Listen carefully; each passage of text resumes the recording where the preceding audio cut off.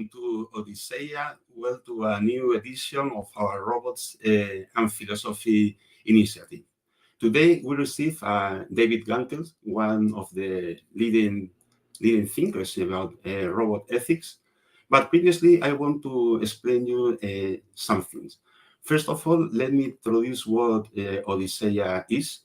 Odisseia is a non-for-profit association, a Spanish association, whose mission, to say it shortly, is to promote the responsible use of AI. We have around 200 individual members, but also some institutional members, including big and small companies and some universities. In our activity, we do things like this one, that webinars and events. Sometimes we organize the events, sometimes we attend or collaborate in them. For example, in a few weeks, we were with IE Robotics, an AI club, organizing an event on robotics, on responsible robotics and generative AI. We collaborate with media, giving our opinion in radio, TV, papers, and the like. We also elaborate papers and opinions, for example, with feedback about the national AI strategy of the Spanish government. Recently, we have published a position paper with the ethics of generative AI. And sometimes we also participate in projects for third parties. For example, we are publishing in our, let's say, our start project, a kind of a framework just to make companies and organizations know how to be responsible with AI. And we work that in collaboration with companies such as Pricewaterhouse, Google, Microsoft, and Telefonica.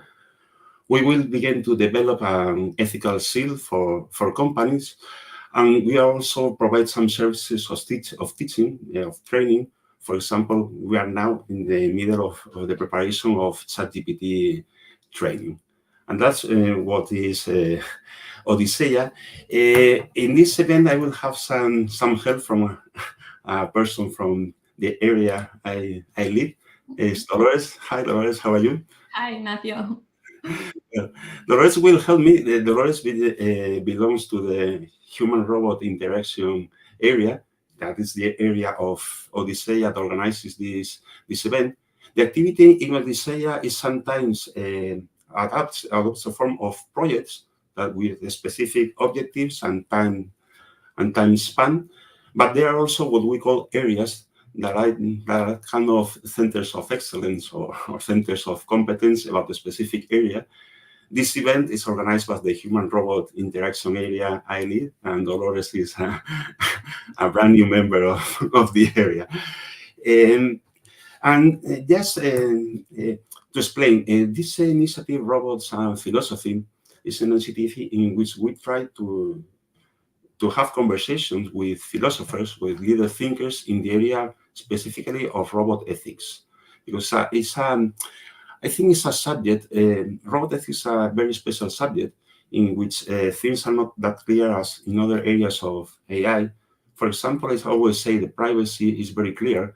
When it gets to robots, I things like emotion, human relations, and things that are more challenging and I think more difficult. And we need to go back to philosophy, to root of ethics, just to understand things. This is the second time the second episode of the Robot and Philosophy initiative.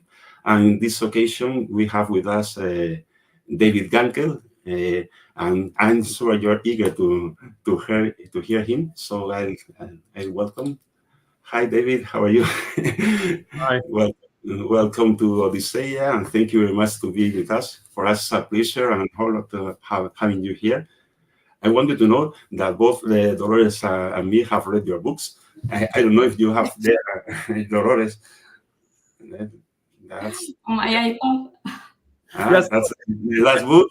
And here's the other one. Very nice. Thank you. We are fan of you.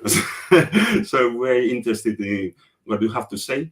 And just before giving you in your class. I just want to remember what we are going to do. We are going first with this introduction. I'll tell a short bio of David. Then we have a keynote of around 25 minutes or so. Mhm. And later, after that, we'll make some questions. I don't know if easier or, or hard for David. And finally, you have the opportunity to make your comments or your questions. If you are seeing us on YouTube, you can make your questions on YouTube channel, and we'll see it. And in the end of the event, we will post some of them. And just to end with my intervention, just a short bio of David. Well, David is an award-winning professor. I think I know you have several hours. You are currently acting as a professor in the University of Northern Illinois, if I'm not, if I have it right. I understood that you want to research the ethics in the emerging technologies, the more novel technologies to say. You have, I don't know, I think 80 papers or so, many papers, several books. I think you have published 12 books or so. But Dolores and me know better because we have read the two ones. And I'm sure that in your speech, you will especially speak about the last one. And so, as all of us want to listen to you, I'll give to you the word, and the screen is yours. Okay. All right, thank you. So thank you for the introduction and for arranging this event today. I'm very pleased to be here. And what I'm going to do is talk mainly about the most recent book, Person, Thing, Robot, which is the title of today's presentation. But instead of using words, I've used the emojis that you see on the cover of the book for Person, Thing, and Robot. And it'll take, as Ignacio just said, about 25 minutes or so. My hope is to get some ideas out for us to discuss and talk about. And this way, I think we'll have a nice conversation about some of the pressing challenges and opportunities that confront us now with these emerging technologies. So with that said, let's get into it immediately here. So ethics is an exclusive undertaking. In confronting and dealing with others, whether it be another human person, a non-human animal, or even an artifact, we make a decision between who is worthy of consideration and respect and what remains a mere thing that can be used and maybe even abused as we decide and see fit. Now, the question matters because it divides the world of entities into other persons who count versus mere things that do not. Further complicating matters is the fact that this distinction is neither fixed nor stable. The boundary separating who is a person from what is a thing has been flexible, dynamic, and alterable. Now, this is actually a good thing because ethics and law both innovate and advance by critically questioning their own limitations and accommodating many previously excluded or marginalized others, recognizing as persons what had previously been considered a mere thing. The question that confronts us here and now at the beginning of the 21st century, I believe, is what I would call the machine question. That is, can we or should we recognize AI, robots, and other seemingly intelligent or social artifacts as another significant entity with some claim on us, or are they nothing more than mere things, an instrument, a tool, or a piece of property? Responses to this machine question have tended to pull in two different and opposite directions. On the one side, those opposing any form of social status for artifacts assert that these technologies are just things or objects that do not possess and will not come to possess the necessary conditions or capabilities to ever be considered something more. On the other side, there are those who favor extending some aspect of social status to AI and robots by arguing that these technological things either have or will soon be able to possess one or more of the necessary and essential properties to be something other than a mere thing. Now, what's interesting about this debate is not what makes the one side different from the other. What is interesting is what both sides already agree upon and share in order to come into conflict in the first place. And the real problem is not that this shared philosophical scaffolding has somehow failed to work in the face of AI and robots. The problem is that it has worked and continues to work all too well, exerting its influence in its operations almost invisibly and without question. So, my presentation here today is going to proceed in 4 steps. I want to begin by first identifying and critically examining 3 seemingly intractable philosophical difficulties with the standard method for deciding these questions regarding moral status. In response to these demonstrated difficulties, the second part then will introduce and describe an alternative model, one which shifts the emphasis from internal properties of the individual entity to the extrinsic social circumstances and relationships. Then we'll consider the possible objections to this relational turn, and I'll provide some responses to these criticisms. And then finally, I'll conclude by explaining how the goal in all of this is not to complicate things, but to introduce and formulate a meta-ethical theory that is more agile in its response to the unique opportunities and the challenges that we face right now at the beginning of the 21st century. So let's begin with part 1, the properties approach. In responding to others and doing so responsibly, we typically need to distinguish between what is a thing and who is another person. As Roberto Esposito, who arguably wrote the book on this matter, explains, if there's one assumption that seems to have organized human experience from its very beginnings, it is that of the division between persons and things. No other principle is so deeply rooted in our perception and in our moral conscience. What is important, again, is not this difference, but how this differentiation comes to be decided and justified. In order for something to have anything like moral or legal status, it would need to be recognized as another person and not just a thing. The standard approaches to addressing and resolving these matters typically proceed by following a rather simple and straightforward decision-making algorithm that could be called a kind of moral status algorithm. In this transaction, we first make a determination as to what property or set of properties are sufficient for something to have a particular claim to moral recognition and respect. We then investigate whether an entity actually possesses that property or not. Finally, by applying the criteria decided in step 1 to the entity we identify in step 2, it becomes possible to determine whether the entity in question either can have a claim to moral status or is to be regarded as a mere thing. This way of proceeding sounds intuitively correct and quite natural. On this account, questions regarding moral status are firmly anchored in and justified by the essential nature or the being of the entity that is determined to possess them. In this transaction, what something is determines how it ought to be treated.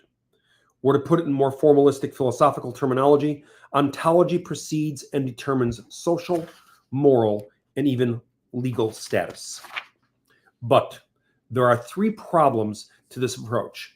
Problems with determination, definition, and detection. And what I want to do right now is briefly go through these 3 difficulties. First, how does one determine which property or set of properties are the necessary and sufficient conditions for something to be a moral subject? In other words, which one or ones count? The history of moral philosophy can, in fact, be read as something of an ongoing debate and a struggle over this very matter, with different properties vying for attention at different times. And in this process, many properties that at one time seemed both necessary and sufficient have turned out to be either spurious, prejudicial, or both. Second, definition.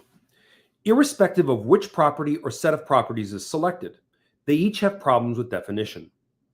Take, for example, the property of consciousness, which is often utilized in discussions and debates regarding the moral status for intelligent machines and artifacts. Unfortunately, there is no univocal and widely accepted definition.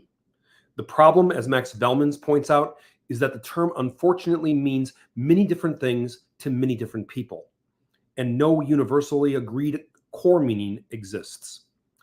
In fact, if there's any general agreement among philosophers, psychologists, cognitive scientists, neurobiologists, AI researchers, and robotics engineers regarding the property of consciousness, it is that there is little or no agreement when it comes to defining and characterizing this very concept.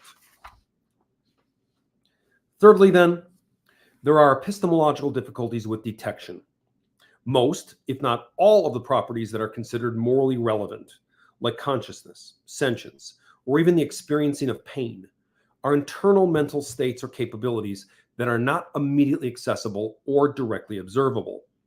This epistemological barrier is what philosophers commonly call the problem of other minds. And here's how Paul Churchland characterizes it. How does one determine whether something other than oneself, an alien creature, a sophisticated robot, a socially active computer, or even another human, is really a thinking, feeling, conscious being, rather than, for example, an unconscious automaton whose behavior arises from something other than genuine mental states? Although philosophers, psychologists, cognitive scientists, and neuroscientists throw an impressive amount of argumentative and experimental effort at this problem, so far it has not been resolvable in any way approaching what would pass as definitive evidence. In other words, no matter what property is identified, it is always possible to seed reasonable doubt concerning its actual presence. Even if the problem of other minds is not the intractable philosophical dilemma that is often advertised, it is sufficient for sowing doubt about the presence or the absence of the qualifying criteria, and then rendering decisions about moral status tentative, indeterminate, and uncertain.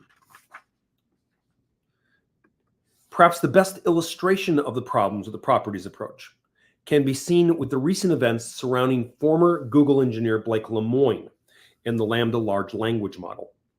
In June of 2022, Lemoine claimed that the Lambda system was conscious and was therefore a person deserving of moral respect and consideration. Google obviously shot back, not only arguing that Lambda, like any computer application, was not conscious, but suspending and then eventually firing Lemoine. Both sides in this debate asserted and sought to justify their positions by mobilizing the properties approach. And each side struggled with the problems of determination, definition, and detection.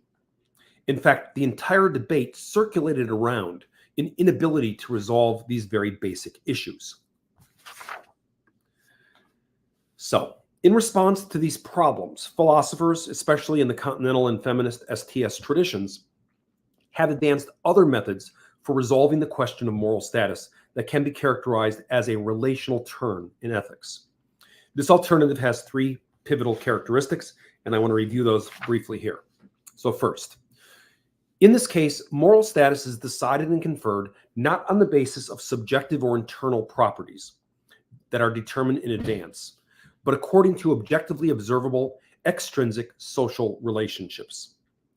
As we encounter and interact with others, whether they be another human person, a non-human animal, or a seemingly intelligent machine, it is first and foremost experienced in a relationship to us. Consequently, the question concerning moral status does not depend on what the other is in its essence, but on how it stands in relationship to us and how we decide to respond and take responsibility for our various modes of responding. In this transaction, relations are prior to the things related, or as Karen Berard has argued, the relationship comes first in both temporal sequence and status, and it takes precedence over the individual relata. Now, this change in perspective is not just some theoretical proposal. It has in fact been experimentally confirmed in numerous social scientific investigations.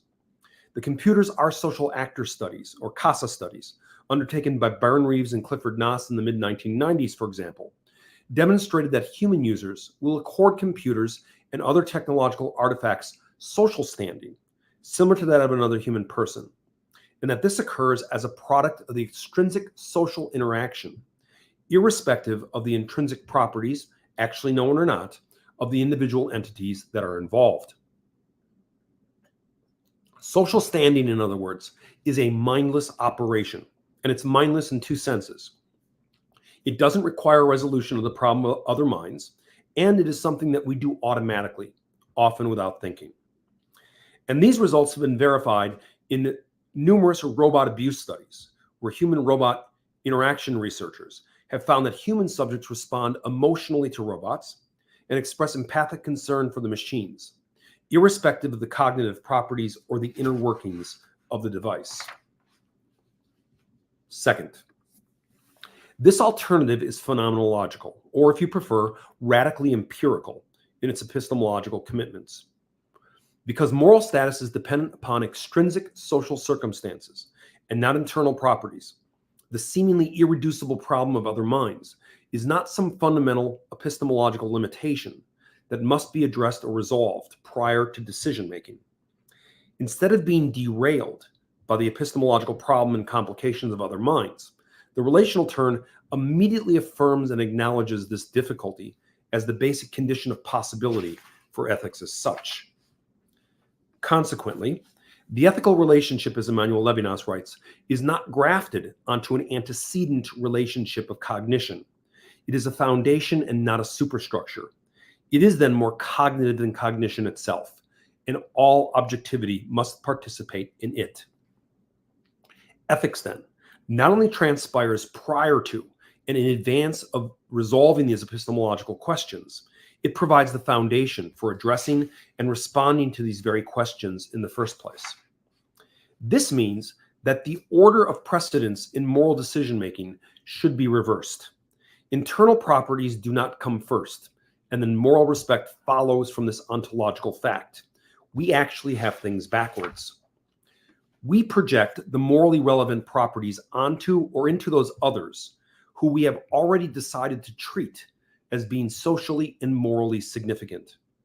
In social interactions, then, we always and already decide between who counts as morally significant and what does not, and then retroactively justify these actions by finding the essential properties we believe motivated this decision-making in the first place. Properties, therefore, are not the intrinsic prior conditions for moral status. They are the products of extrinsic social interactions with and in the face of others. Finally, making moral status dependent on consciousness or other psychological capabilities belonging to the individual is a thoroughly Cartesian procedure. Other cultures, distributed across time and space, do not divide up and make sense of the diversity of being in this arguably binary fashion. They perform decisive cuts separating the who from the what, according to other ways of seeing, valuing, and acting. And we can identify alternative ways of organizing social relationships by considering cosmologies that are not part of the Western philosophical lineage. As Archer Petuas explains in the essay Making Kin with Machines, the Plains Cree language divides everything into two primary categories, animate and inanimate. One is not better than the other. They are merely different states of being. These categories are flexible. Certain toys are inanimate until a child is playing with them, during which time they are animate. A record player is considered animate, while a record, radio, or television set is inanimate. But animate or inanimate, all things have a place in our circle of kinship. Now, this alternative formulation runs counter to the dominant ways of thinking, seeing the boundary between what Western ontologies call person and thing as being endlessly flexible, permeable, and more of a continuum than an exclusive either-or opposition. Similar opportunities and challenges are available by way of other non-Western religious and philosophical traditions. In her investigation of the social position of robots in Japan, for example, Jennifer Robinson finds a remarkably different way of organizing the difference between living persons and artificially designed or manufactured things. And she writes the following: Inochi, the Japanese word for life, encompasses three basic, seemingly contradictory but inarticulated meanings. A power that infuses sentient being from generation to generation. A period between birth and death, and, most relevant to robots, the most essential quality of something, whether organic or manufactured. Thus, robots are experienced as living things. The important thing to remember is that there is no ontological pressure to make distinctions between organic, inorganic, animate, inanimate, human, non-human forms. On the contrary, all these forms are linked to form a continuous network of being. These are not the only available alternatives, and by citing these two instances, the intention is not to suggest that these different ways of thinking differently are somehow better than those developed within Western philosophical and religious traditions. These alternatives are just different. And in being different, They offer the opportunity for critically questioning what is assumed to be true and often goes by without saying. Gesturing in the direction of other ways of thinking and being can have the effect of shaking one's often unquestioned confidence in cultural constructs that are already not natural, universal, or eternally true. So the relational turn introduces an alternative that supplies other ways of responding to and taking responsibility for others and other forms of otherness. But it is by no means a panacea or some kind of moral theory of everything. It just arranges for some other ways of asking questions and different modes of inquiry that are seemingly more attentive to the exigencies of life as it is encountered here and now at the beginning of the 21st century. Having said that, though, it's important to recognize that this relational ethics is not without its own set of unique challenges, and I want to look at two in particular. The first one is relativism. For all its opportunities for thinking things otherwise, the relational turn risks exposure to the charge of moral relativism. And there have been a number of recent publications that develop this line of criticism, like this one from Kensuke Musakis from the book Smart Technologies and Fundamental Rights. And Musakis writes the following. As Simon Kirchen explains, the key relativistic thought is that the something that acts as a standard will be different for different people, and that all such standards are equally authoritative. Particularly problematic is the extreme version, which denies there being any moral judgments or standards that could be objectively true or false. Given the apparent rejection of any such standard by Kuckelberg and Gunkel, they seem hard-pressed to explain how the radically relational ethics they are advocating avoids the extreme version. So, the perceived problem with relativism, especially the extreme version of it that is expressed here by Musakis, is that it encourages and supports a situation where it seems anything goes and all things are permitted. But this particular understanding of relative is itself limited and the product of a culturally specific understanding of and expectation for ethics. Robert Scott, for instance, understands relativism in an entirely different way, seeing it as a positive and not a negative term. And he writes this: relativism supposedly means a standardless society, or at least a maze of differing standards, and thus a cacophony of disparate and likely selfish interests. Rather than a standardless society, which is the same as saying no society at all, relativism indicates circumstances in which standards have to be established cooperatively and renewed repeatedly. This means then that one can remain critical of moral relativism in the usual dogmatic sense of the phrase, while being open and receptive to the fact that moral standards, like many social conventions and legal statutes, are socially constructed formulations that are subject to and the subject of difference. Charles S. calls this alternative ethical pluralism. Pluralism, he writes, stands as a third possibility, one that is something of a middle ground between absolutism and relativism. Ethical pluralism requires us to think in a both-and sort of way, as it conjoins both shared norms and their diverse interpretations and applications in different cultures, times, and places. Others, like the feminist Rosie Brodati, call upon and mobilize a form of non-Western perspectivism, which exceeds the grasp of Western epistemology. Perspectivism, as Eduardo Viveiro de Castro explains in his work with the Amerindian traditions, is not relativism. That is the affirmation of the relativity of truth, but relationalism, through which one can affirm the truth of the relative is the relation. For Brodati, then, perspectivism is not just different from, but it's the antidote to relativism. This methodology, she writes, respects different viewpoints from equally materially embedded and embodied locations that express the degree of power and quality of experience of different subjects. Brodati, therefore, recognizes that what is called truth is always formulated and operationalized from a particular subject position, and that subject position is dynamic, different, and diverse. The task is not to escape from these differences in order to occupy some fantastic transcendental vantage point, but to learn how to take responsibility for these inescapable alterations in perspective and their diverse social, moral, and material consequences. The relational turn, therefore, does not endorse relativism as the term is typically defined, but embodies and operationalizes an ethical pluralism, a relationalism or perspectivism that complicates the simple binary logic that defines relativism in opposition to moral absolutism. The second criticism is dehumanization. If moral status is not substantiated by ontological properties, but is the product of external relations with others, doesn't this run the risk, as Gerdes has noted, that we might lose something valuable, that our human-to-human relations may be obscured by human-robot relations?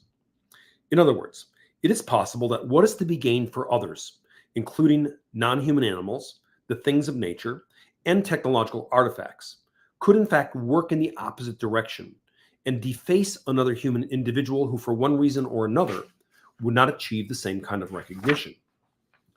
This is precisely the concern of Kathleen Richardson, who argues that the relational turn is just as likely to be misused to instrumentalize and reify human subjects. And she writes this: but if the machine can become another, what does it say for how robotic and AI scientists conceptualize relationship?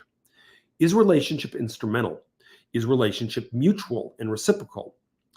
What worries Richardson is that relational ethics, with its focus on embeddings and externalities, would allow for and justify treating other humans as things and not persons. And her response to this potential hazard is to retreat to a dogmatic reassertion of human exceptionalism. Humans, she writes, are never tools or instruments, even if relations between people take on a formal character.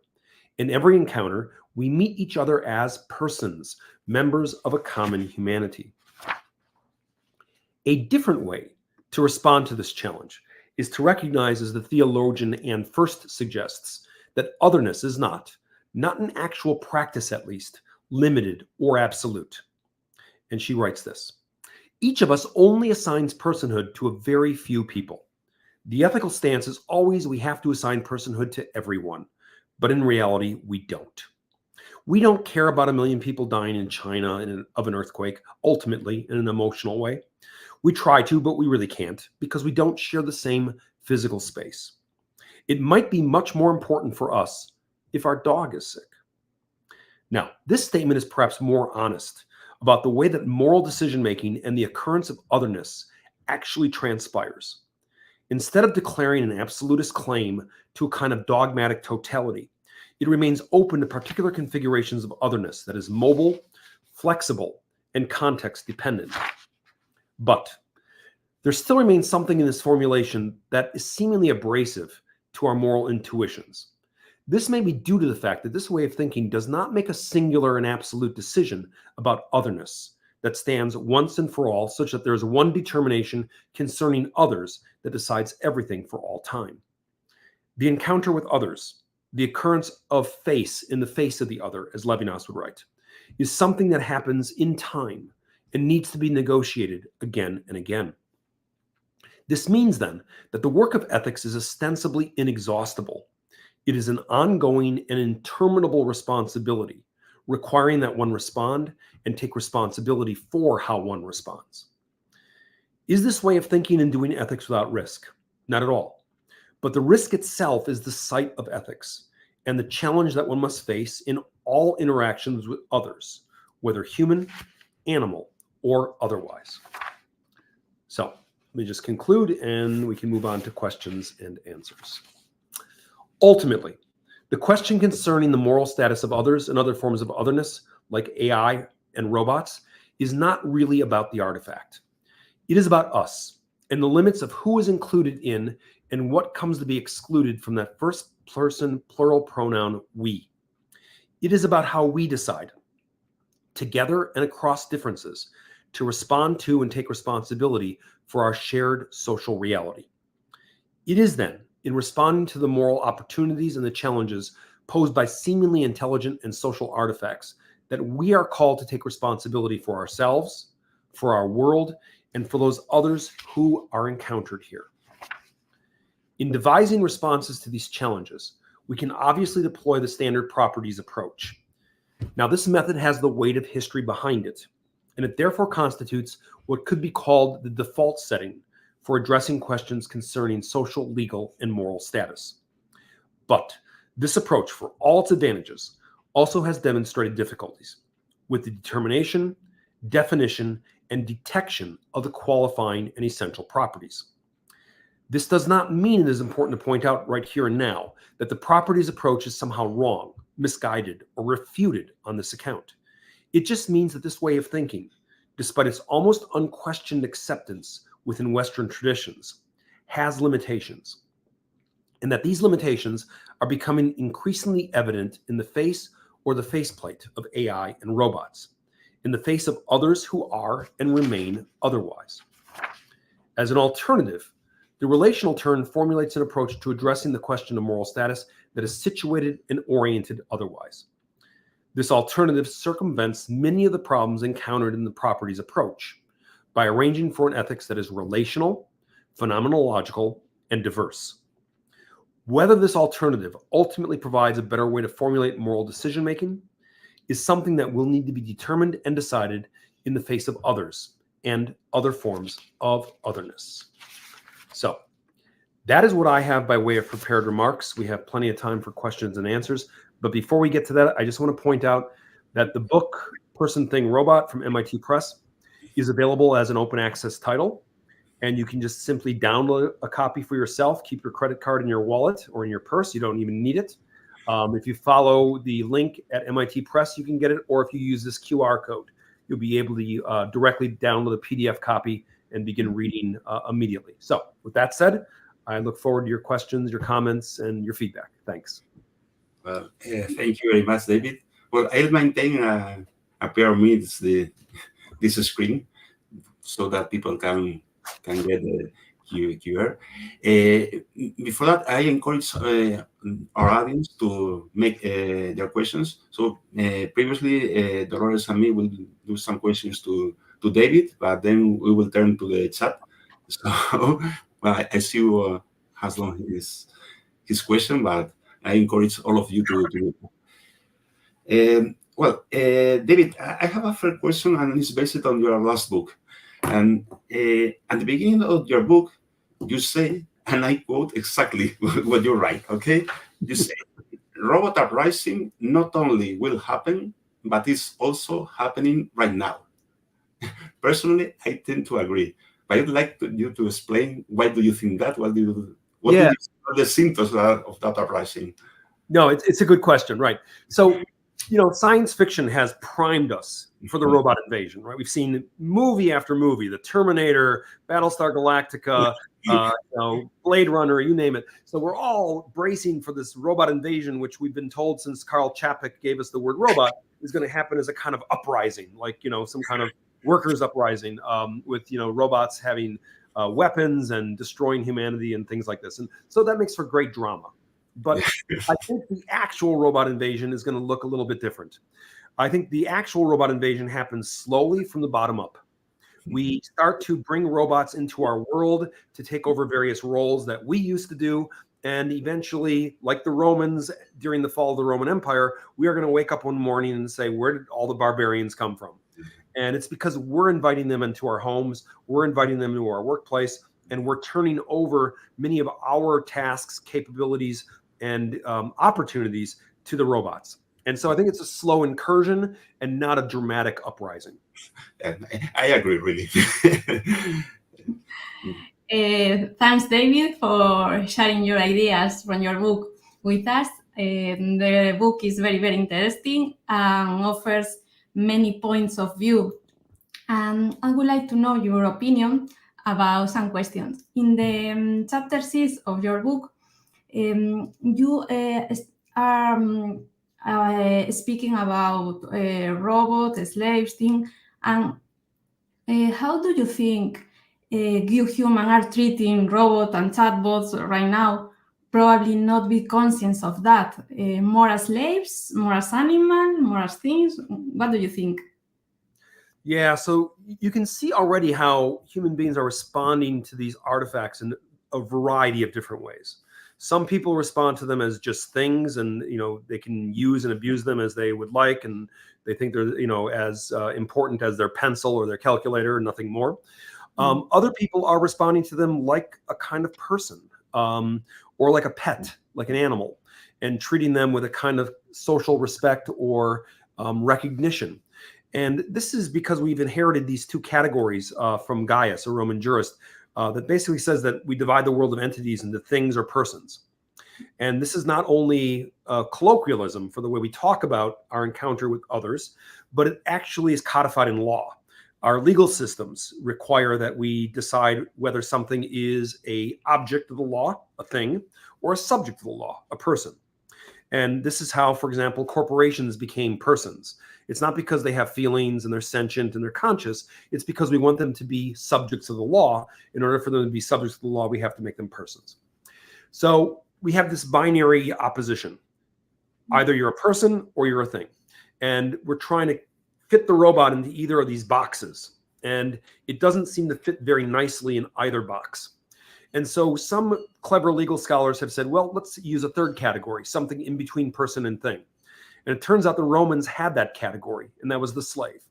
The slave is a piece of property that is owned, but it can, or she or he can, behave as a person in business relationships. So these very clever legal scholars have said, well, why don't we just recreate the category of slave and codify in our legal systems a third category that is the category of slave. Now, I'm not worried about what the robots are going to feel about being enslaved. They don't have feelings. But I am worried about what it says about us and the kind of world that we are manufacturing if we create a situation where we are masters. And in fact, the people who have proposed these ideas of robot servitude and slavery are generally writing from the position of the master. They are embodying the position of the owner of the slave. And as a result, they are sort of not acknowledging the history of human slavery and the impact it has had on generations. So I think it's probably a solution that is worse than the problem it's trying to solve. My next question, David, probably is very related to my first one.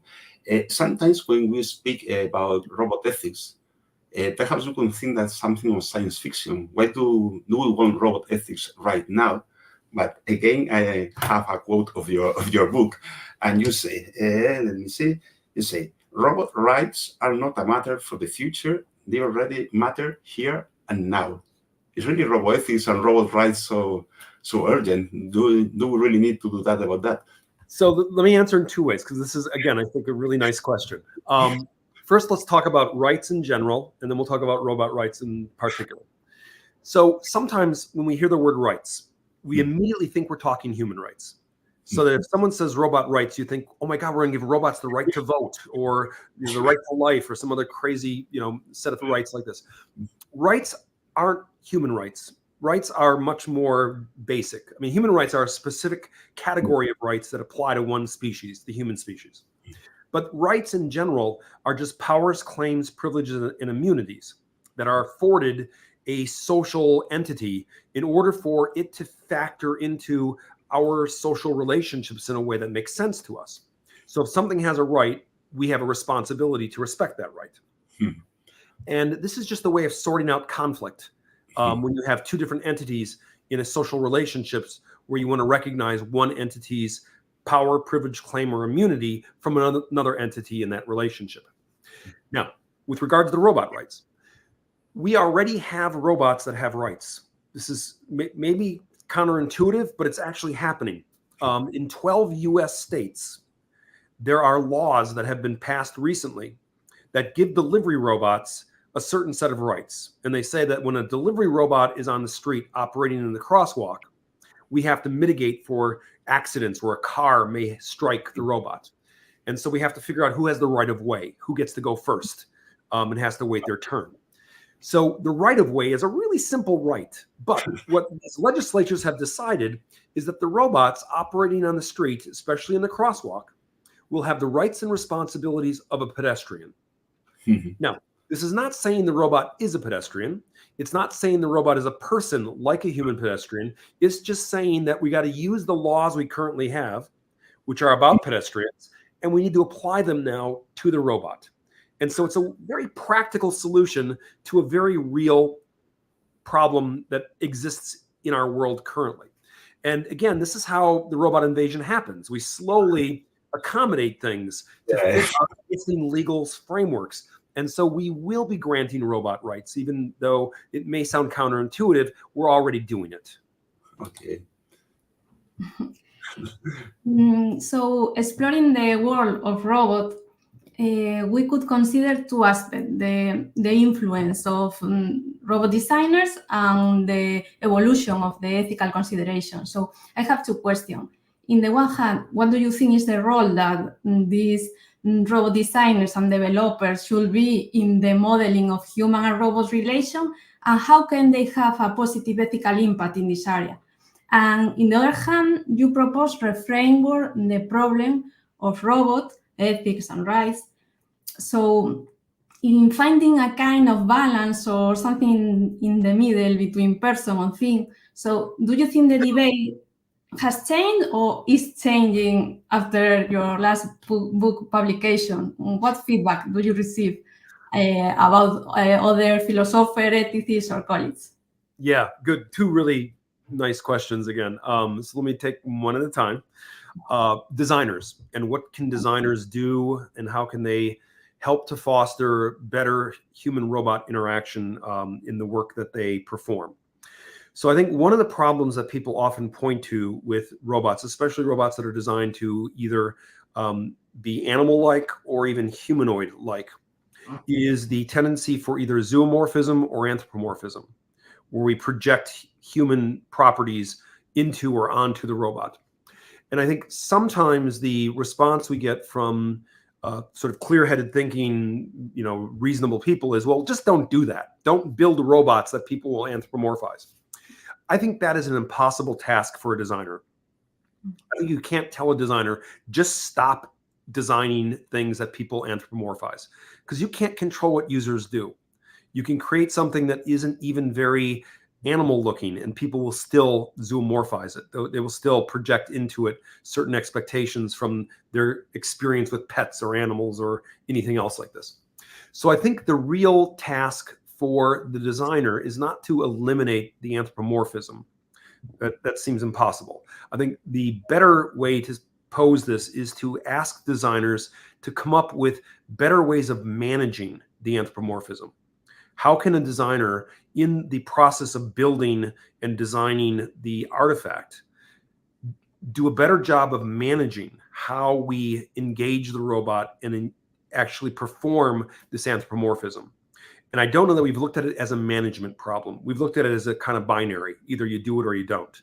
I think we do it. And it's better to own up to that, be honest about it, and say, okay, we do anthropomorphize. How do we manage that? And how do we as designers enable the better outcomes by managing it effectively? Now, to go to the other question having to do with the person thing, just a spoiler alert. This is the end of the book. I don't think robots should be persons. I think we've had some trouble with corporations being persons. And I think we could open up a similar set of problems with robots and AIs being persons. But I also don't think robots and AI fit very neatly in the category of thing. They don't fit either box as far as I'm concerned. And what that says to me is it's not a problem with the artifact. It's a problem with our moral and legal categories. It's a problem with this binary way of thinking. We need to think outside the box. We need to begin to think and reframe our moral and legal categories in a way that is more responsive to the way the world actually is. You can see already how we've had trouble trying to fit animals into these boxes, right? Is an elephant a thing or is it a person? And you can see, there is a big push to get animals recognized as persons, or mountains or rivers. And that's because we only have these two categories. And if we had a more elaborate or more complex legal and moral ontology, we may have a better way of organizing our responses to these challenges that doesn't limit us to just one or the other.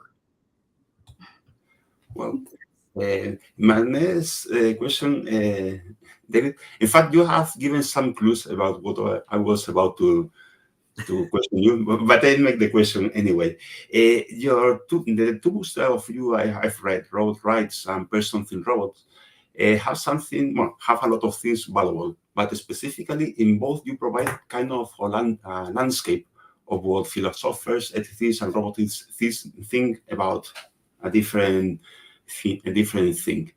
But you devoted much time to express what other philosophers think, and so I like to challenge you and to know your personal opinion in the questions of the books. Perhaps in the last one, Person Think Robot, I was about to question you what was your position, if robots should be things, robots, or what. You have given some clues.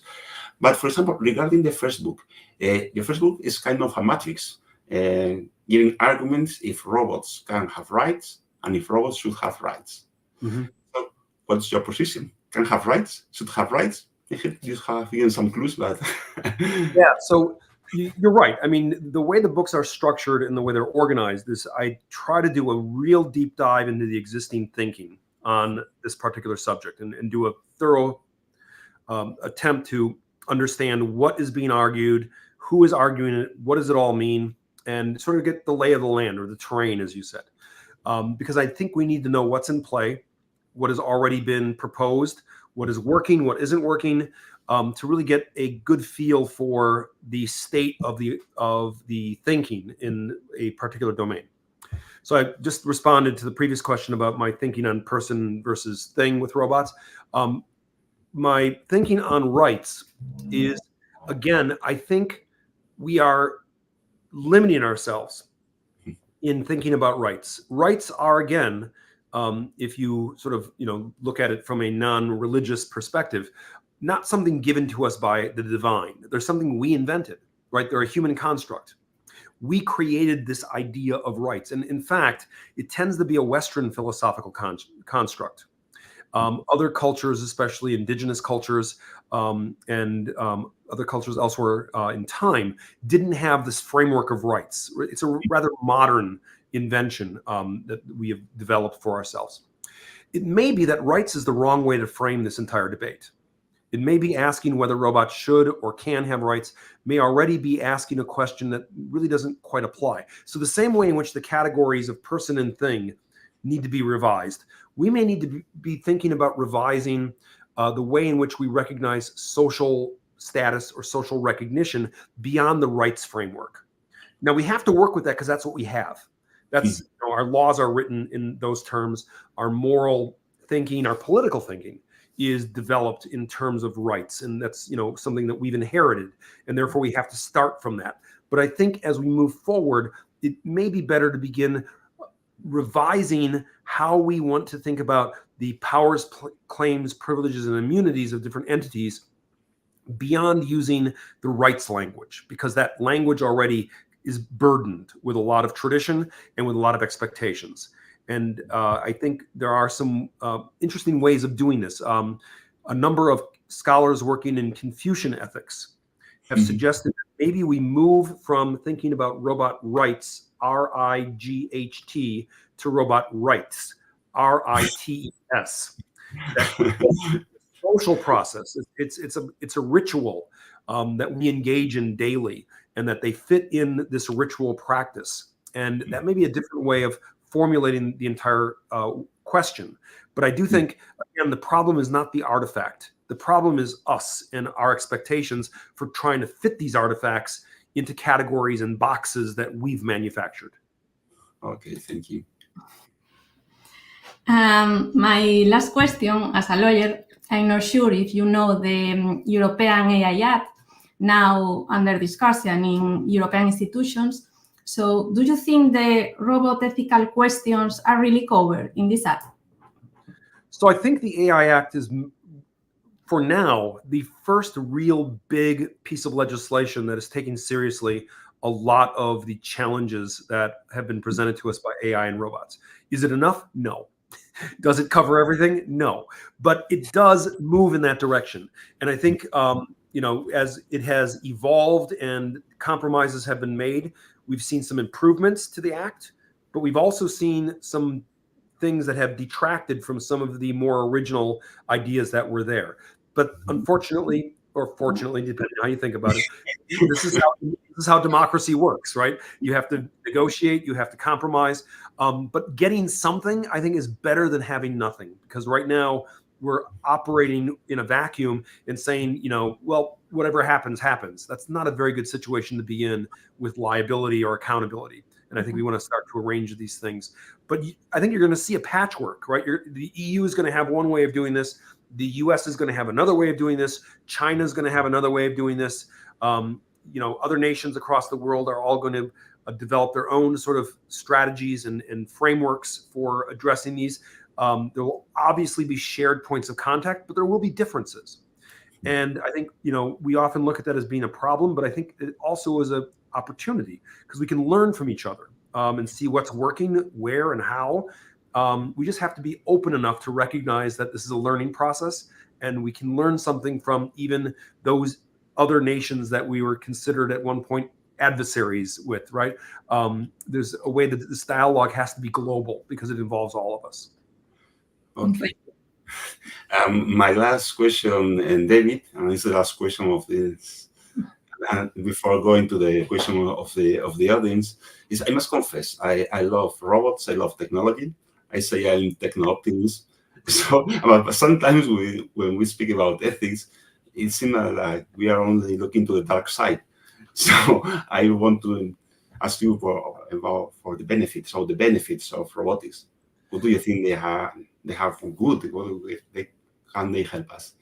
Yeah, so I think we already see lots of ways in which these technologies open new avenues of inquiry, but also new opportunities for us as human beings.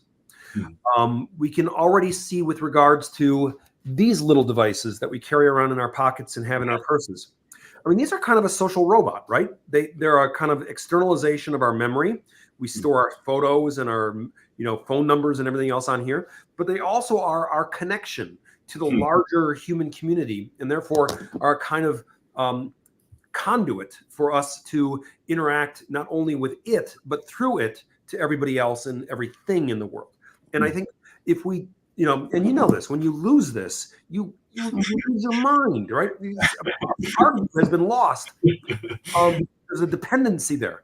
But I don't think that dependency is necessarily bad. I think it is making us have some other opportunities as human beings for connection, for empathy, for knowledge, understanding, information. So these kinds of things, I think, are really where we need to recognize what is being gained and balance what is being gained against what we think is being lost. And I think our history is a really good pattern here. We can see already back to Plato, the Phaedrus. They were having this discussion about writing and whether writing was going to improve the memory and create a better civilization or it was going to destroy the world and wipe out human civilization. Well, we figured writing out, right? We got a handle on that. And then came the printing press and we were worried about the printing press. And then came the internet and we were worried about the internet. I think some clear-headed reasoning about the opportunities and the challenges, along with some historical precedent, can help us, really navigate the waters here and make sense of what this is all about. Okay, thank you very much. Well, I think we have a lot of questions in the chat. I don't know, Dolores, you are seeing it? You can. Yes, let's see the chat, the comments. Let's go. Okay. Hugo says, how do you think our interaction with robots will change the way we understand intelligence and consciousness? Oh, right. This is interesting. So this, I think, with every technology we've created, it is not just a tool or instrument or object that we utilize, but it also is a mirror of ourselves. And we learn something about our own human capabilities in looking at our technology and working with it. And I think one of the things that we realized early on with the efforts to create artificial intelligence is that it became a kind of way of experimenting with our ideas of what we mean by intelligence. It became a way to experiment with and become a little clearer about what we think about when we use a word like consciousness. So I think we're learning in the process of creating machines that can either think or seem to think, getting to be clearer for our own selves what we mean by intelligence, consciousness, thinking. I think the most recent one that's really of interest to me is I think large language models have really caused us to question some basic assumptions in what we think language is and what we think through philosophy of language. So I think these tools that we create to do things in the world are also ways of working on us and thinking about who we are and what makes us unique. Okay. Let's see, Candela. Thank you for such interesting talk. Just a question. Are then the humanization techniques used in some historical wars or totalitarian regimes oriented to reduce some person to mere things? Yeah, so you can see historically this has been a pattern that has repeated itself. It has happened during the time of the American Confederacy with the enslavement of Africans that were brought to the New World to basically be property owned by white landowners. You see it during the Second World War with the way that the Nazis were able to dehumanize the Jewish population and incarcerate and murder them. You see it in all efforts to try to create a difference between who is a valuable person like us and what is not. And as a result, this ongoing struggle for recognition of personhood, I think, is something that is absolutely crucial to the development of both our moral and our legal sense. Now, this is why I think just saying that robots or AI should be persons, I think, is a really bad idea, because I think it also is abrasive to this very notion that at the time that you are making robots persons, you are dehumanizing other human beings and making them mere things. And historically, again, we saw this happen with corporations, that we made corporations persons at the same time that we were recognizing in the category of person exclusions like women who were not considered full persons during the 19th century in some places in the world. So I think that the way that this works, these two categories of person and thing, it not only opens up the category of person for greater inclusion, but we can also close it off and exclude things that become reduced to mere things. And that, again, our history, I think, gives us a very good lesson in how this functions, or better said, dysfunctions, as it applies to the human population. Okay, thanks. Another question from Enrique. Why do you think the anthropomorphization of the so-called social robots is due to this? Surveys say that the society is more afraid of robots. Continues with humanoid forms, apparently because of the movies. Why then this strategy? Thank you very much. Yeah, good. It's a really good question. This gets to what we know as the uncanny valley, right? This idea that as the robot that we create gets closer and closer to being more and more human-like, it gets interesting, and then all of a sudden it gets creepy. And I think if you've ever seen the Sophia robot from Hanson Robotics, there's moments at which Sophia just creeps you out because she's just a little too close for us to feel comfortable. As a result of that, most of the robots that have been successful as social robots don't emulate human beings. They aren't humanoid in the usual sense of the word, but they emulate other kinds of beings, oftentimes animals. And Kate Darling, who has done a lot of work with animal type robots, has argued in her book New Breed that we would learn a lot about robots from actually looking at our history with animals, because there we have another kind of consciousness, a different kind of being, one that doesn't do things the way that we do, and yet we're able to interact and communicate with it. And so anthropomorphism, even though it's about human qualities being projected onto the robot, it often works better when it is a animal form, a zoomorphic robot, as opposed to an anthropomorphic robot, because then we are able to bring our expectations for animals to the robot, and the anthropomorphism seems to be better managed in those circumstances. Okay. So, Gianfranco, do you believe that AI seeks to simulate the functioning of the human brain and generate consciousness in machines, or perhaps it only aims to improve the development of certain activities that human beings perform? So I think, short answer, I think it's the latter. I think it's more the latter than it is the former.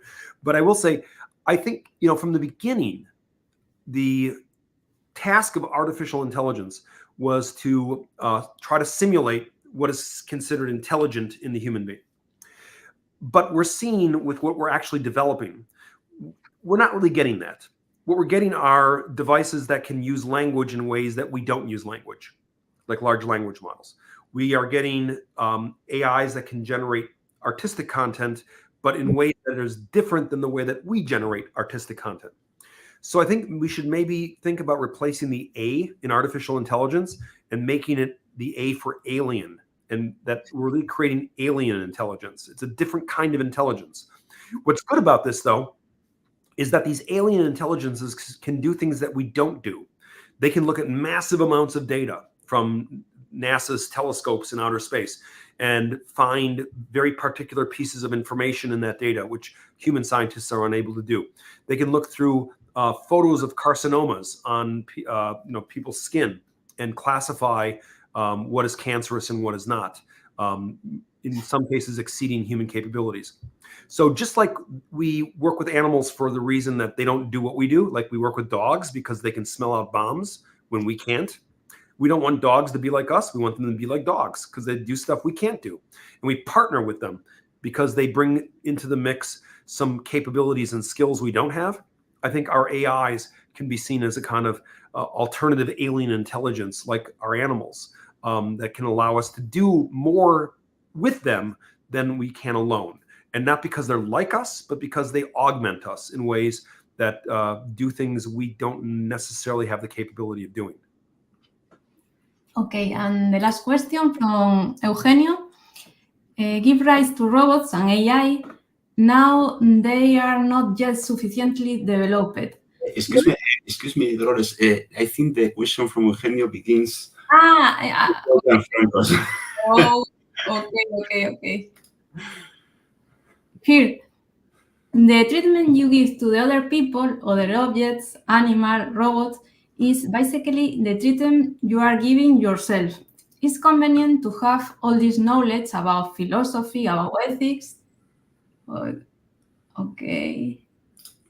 But if one does not respect oneself, it's difficult to respect other people, animals, AI, robot, objects.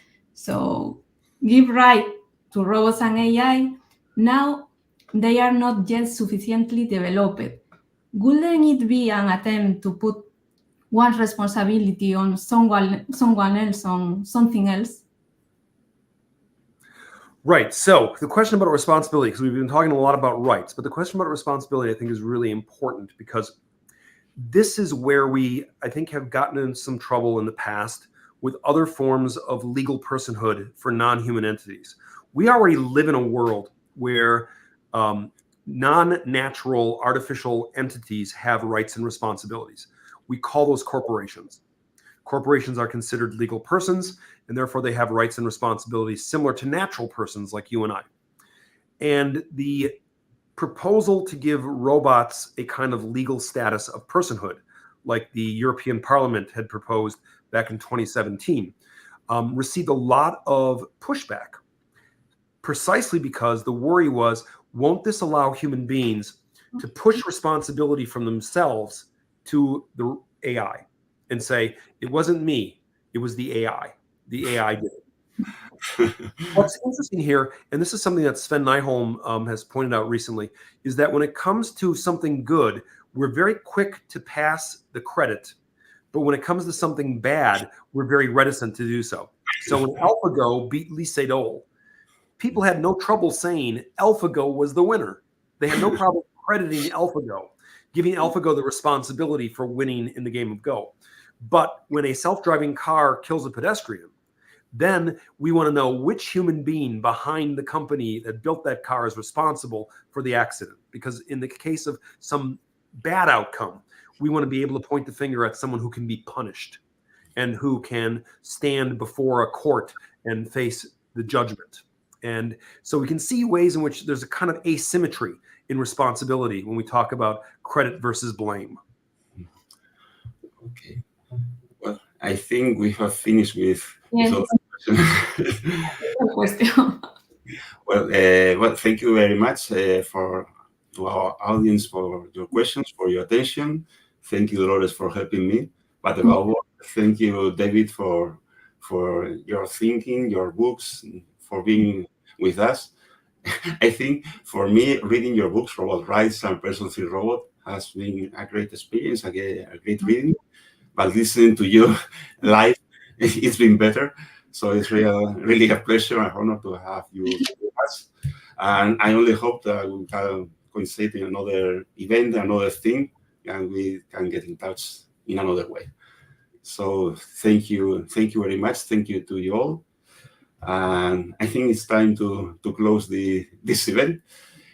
For all of you who maybe listen to this, the video will be on our YouTube channel in a few hours.